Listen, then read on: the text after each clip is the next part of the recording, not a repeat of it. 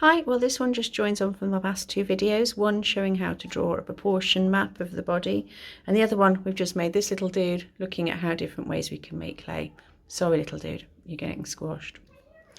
The reason we've made this proportion map, and I don't know if you can see, or you can see because it's a bit creased, I've put it inside a plastic wallet so that we can use this proportion map help us make our figures in proportion. Now obviously this is 2D, this is 3D, so I'm not looking to make a flat figure, but I'm thinking, oh well, if my head's about that big, well then I probably need quite a bit more clay to make my body. Oh, I don't know if I'm going to have enough. Certainly not brought enough out for a whole figure. You might need a bit more than this.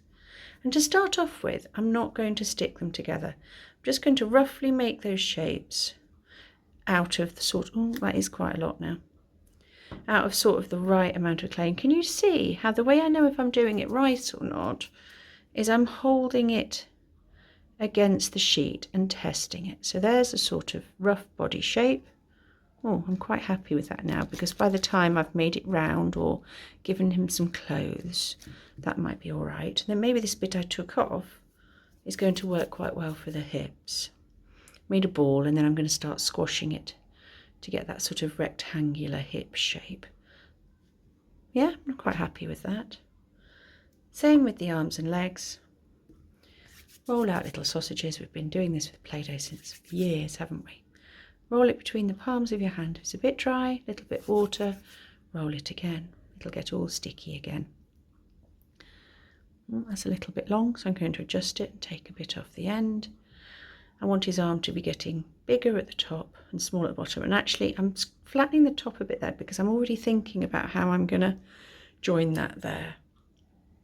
Okay, so I hope you can see it's worth having a little practice before you make your final figure on how you might make a figure that's the right proportions.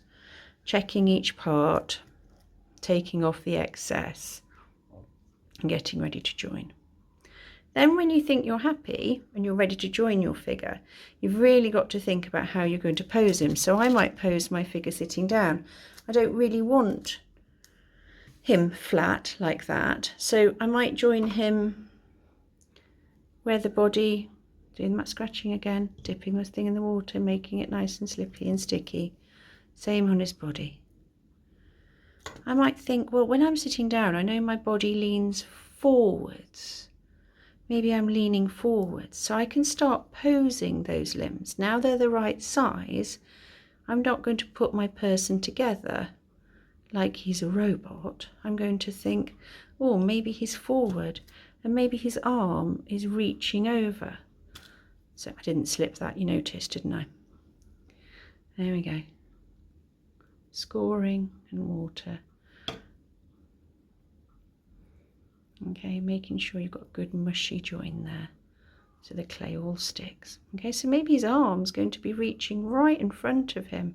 It won't bend there because that's his forearm, but it will bend at the elbow here. And I can get his arm coming right forward. So as you'll start, once you've made your figure, you can try different poses. Didn't join that, you see, it fell straight off. Okay, you don't need to rush. I'm rushing because I don't want to take up all of your art lesson watching me make this, okay? Then when you've got him in the right pose, then you can go in with your tools and your fingers. You can scrape in folds in his clothes. You can show exactly what this person is doing and who they are by how they are posed, okay?